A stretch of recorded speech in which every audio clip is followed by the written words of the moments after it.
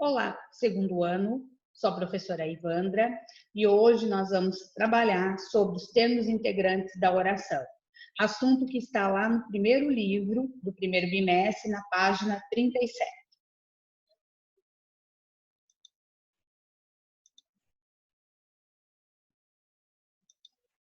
Quando se fala em termos integrantes da oração,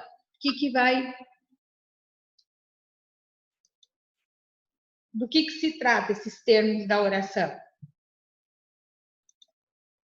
São os complementos verbais, complemento nominal e agente da passiva. O que seriam os complementos verbais? Nada mais é do que o complemento do verbo transitivo. Todo verbo transitivo, ele precisa de um complemento. A diferença entre os verbos transitivos, entre o direto e o indireto, é que o verbo transitivo direto, ele precisa de um complemento, mas sem preposição obrigatória. Enquanto o verbo transitivo indireto exige um complemento com preposição obrigatória. Essa é a diferença.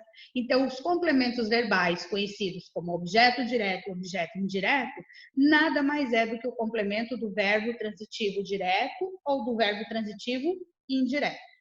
Então, como eu já falei para vocês, o objeto direto complementa o sentido de um verbo transitivo direto e ele não precisa da preposição obrigatória. Vamos ver aqui o primeiro caso. Comprei o carro. Se eu chegar aqui e falar assim para vocês, comprei.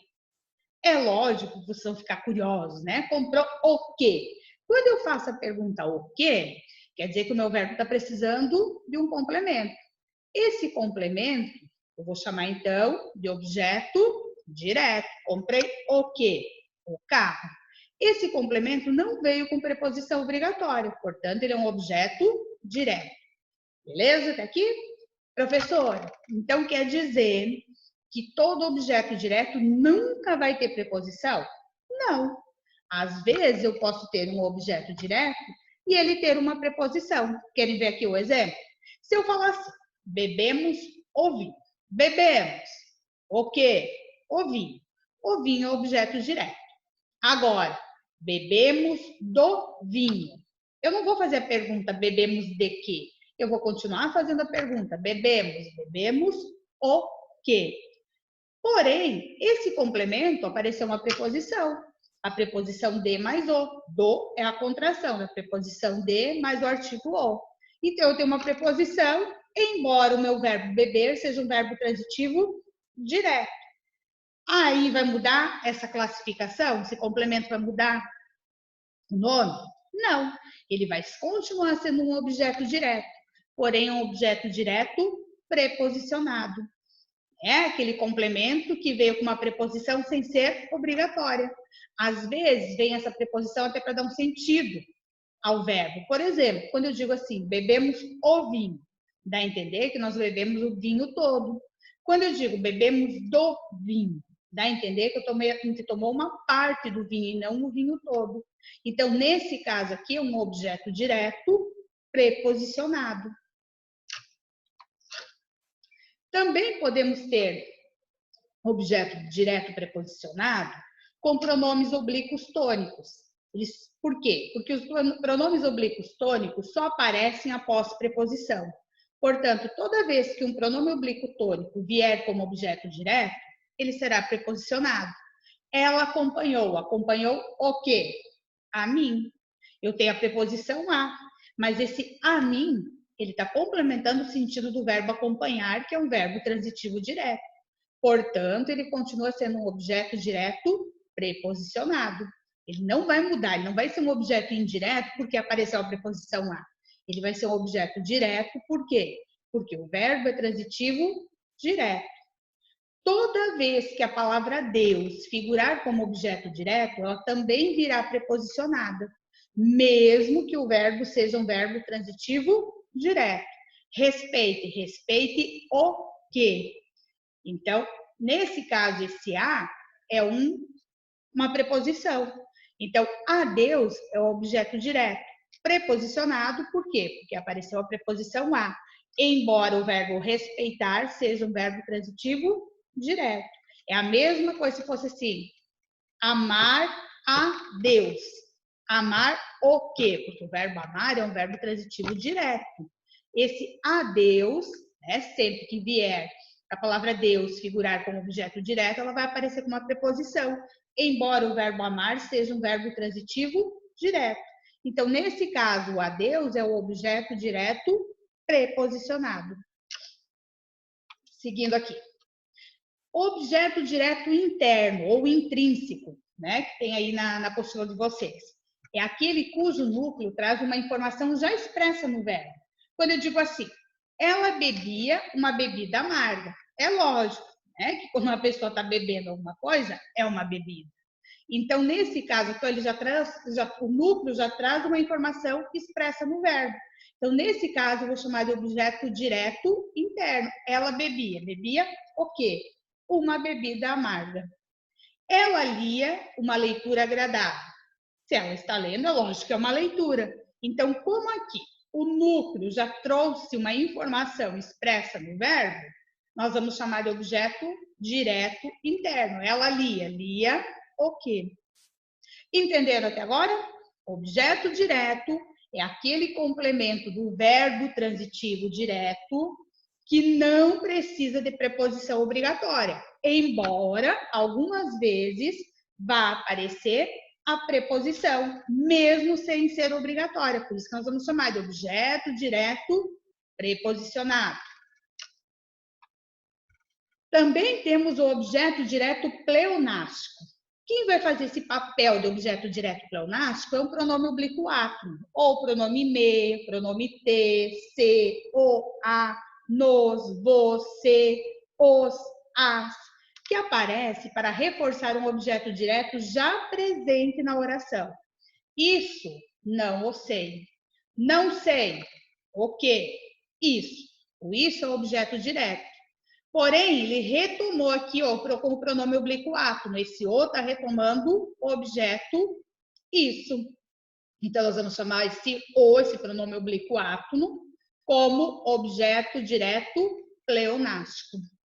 A ele, ela o amava bastante. Ela amava o quê? A ele. Então, esse a ele é o objeto direto. Esse o está retomando quem? O objeto direto a ele. Então, nós vamos chamar de objeto direto pleonástico. Lembrando também que o, a, os, as, esses pronomes oblíquos, eles só fazem um papel de objeto direto. O lhe e o lhes que vão fazer papel de objeto indireto. Agora vamos falar então do objeto indireto, que é o complemento do verbo transitivo indireto. É aquele verbo que para ter sentido, para a oração ter sentido, ele precisa de um complemento com preposição obrigatória.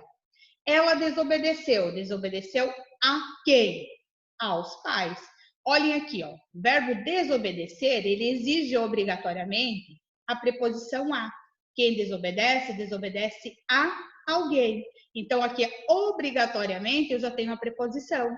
Então, esse complemento aos pais, eu vou chamar de objeto indireto. Por quê? Porque ele está complementando o sentido do verbo desobedeceu, que é um verbo transitivo indireto. Ela se referia. Quem se refere a alguma coisa, a alguém. Ela se referia a quem? Ao namorado com carinho. Então, olha aqui, ó, a preposição a. Então, ao namorado é o objeto indireto. E também nós podemos ter o objeto indireto pleonástico. A mim, ela só me desobedecia. Esse me aqui está se referindo, está retomando o objeto indireto a mim. Então, o me faz papel de objeto indireto pleonástico. Aí também nós temos alguns verbos que, dependendo do sentido, eles vão ser verbo transitivo direto e, dependendo do sentido, eles vão ser verbo transitivo indireto. Como é o caso do verbo assistir. O verbo assistir, no sentido de ver, olhar, presenciar, ele é um verbo transitivo indireto e exige a preposição a. Ela assistiu ao filme. Então, esse assistir está no sentido de ver, olhar, presenciar. Portanto, ele é um verbo transitivo indireto. E ao filme, objeto indireto. Eles assistiram os doentes com rapidez. Esse verbo assistir agora está no sentido de ajudar. Então, quando ele está no sentido de ajudar, ele vai ser um verbo transitivo direto. E aí não vai precisar da preposição. Eles assistiram os doentes com rapidez. Tá? Então, relembraram aqui, porque isso aqui não é novidade para vocês. A gente já havia falado sobre isso. Então, o objeto direto é aquele complemento do verbo transitivo direto sem preposição obrigatória, embora possa aparecer a preposição, que nós vamos chamar de objeto direto preposicionado. E o objeto indireto é o complemento do verbo transitivo indireto e que nós vamos chamar de objeto indireto, que é aquele verbo que precisa do complemento com preposição obrigatória. Certo até aqui? Então, dando sequência. Complemento nominal. Na explicação anterior, eu falei sobre o complemento verbal, que vai complementar o sentido de um verbo. Quando se fala em complemento nominal, ele vai complementar o sentido de um nome, de um adjetivo, de um advérbio, e ele também sempre vem acompanhado de uma preposição. E muitas vezes a confusão em relação ao objeto indireto e o complemento nominal. Por quê? Porque os dois vêm acompanhados de preposição. Olha aqui esse exemplo aqui. Ele necessita de alimentos. De alimentos está complementando o sentido do verbo necessitar. Necessita, então, é um verbo transitivo indireto. Então, de alimentos vai ser o objeto indireto. Por quê? Porque ele está complementando o sentido do verbo transitivo indireto. Agora, ele tem necessidade de alimentos. Agora já vai mudar, porque aqui é o verbo ter, ó. Ele tem o quê? O verbo ter é um verbo transitivo direto. O complemento dele está aqui, ó, necessidade, seria o objeto direto. Porém, se eu colocar assim a frase, ele tem necessidade, a frase precisa ainda de um complemento, porque quem tem necessidade de alguma coisa. Então, de alimentos agora não está complementando o sentido do verbo ter. Ele está complementando o sentido do nome necessidade. Portanto, agora de alimentos é o complemento nominal. Por quê? Porque ele não está complementando o sentido do verbo, ele está complementando o sentido do nome. Mais um exemplo. O juiz era favorável ao réu. O juiz é o sujeito. Era é um verbo de ligação. Lembram sobre os verbos de ligação? Função do verbo de ligação é ligar o sujeito à sua qualidade, que está ali no predicado, e nós vamos chamar de predicativo do sujeito. Então, a função do verbo de ligação é só ligar o sujeito ao seu predicativo do sujeito. Então, aqui, ó, o juiz era favorável. Era o verbo de ligação.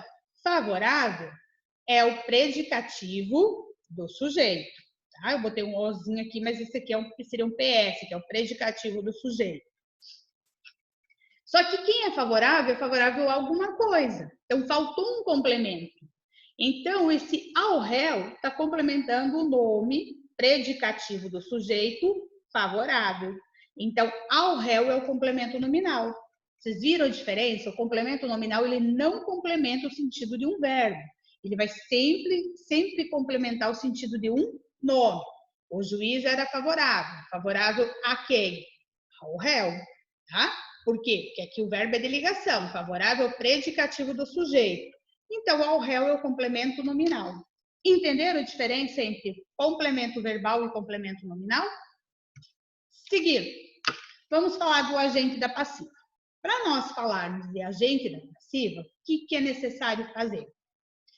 Temos que relembrar das vozes do verbo. A voz ativa, a voz passiva, a voz reflexiva. A voz ativa é quando o sujeito exerce ação. Os professores entregaram as notas. Quem entregou as notas? Os professores. Então, os professores estão executando a ação de entregar as notas. Beleza? Então, aqui o verbo está na voz ativa, porque o sujeito executa a ação. A voz passiva, o sujeito já vai sofrer a ação, ele não vai fazer a ação. As notas foram entregues pelo professor. O que foi entregue pelo professor? As notas. As notas agora passou a ser o quê? O sujeito da oração. E esse sujeito está sofrendo a ação de ser entregue. Então, vocês viram a diferença? A voz ativa, o sujeito exerce ação. A voz passiva, o sujeito sofre a ação. E quem vai executar a ação na voz passiva vai ser o agente da passiva, que também sempre vem ligado por uma preposição, geralmente é pelo, pela, por. Então, aqui, pelo professor, seria o agente da ação quando o verbo está na voz passiva. Então, pelo professor, que seria o agente da passiva. Lembrando, a voz passiva, ela sempre tem a locução verbal, ou seja, dois verbos juntos, um verbo auxiliar e um verbo no particípio. Outro exemplo.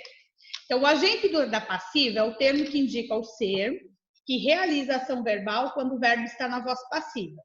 O livro foi lido pelo aluno. Olha aqui, ó. Quem foi lido pelo aluno? O livro. Então, o sujeito é o livro, que está sofrendo a ação de ser lido pelo aluno. Quem está executando a ação verbal na voz passiva é o agente da passiva. O sujeito está sofrendo a ação. E quem está executando a ação, você vai chamar de agente da passiva. As mercadorias foram entregues pelo correio. Quem é que foi entregue pelo correio? As mercadorias. Então, as mercadorias estão sofrendo a ação, né, de ser entregue pelo correio. As mercadorias é o sujeito paciente, que é o que está sofrendo a ação, e quem está executando a ação é o agente da passiva. A banana foi comida pelo macaco. Quem é que foi comida pelo macaco? A banana. Então, o sujeito está sofrendo a ação de ser comido pelo macaco. Pelo macaco seria o agente da passiva. Entenderam até aqui? Então, seria bom vocês revisarem os conteúdos que já foram até trabalhados, né, na apostila, dar uma revisada, fazer as atividades. E aí, na próxima aula, a gente dá sequência aos termos da oração.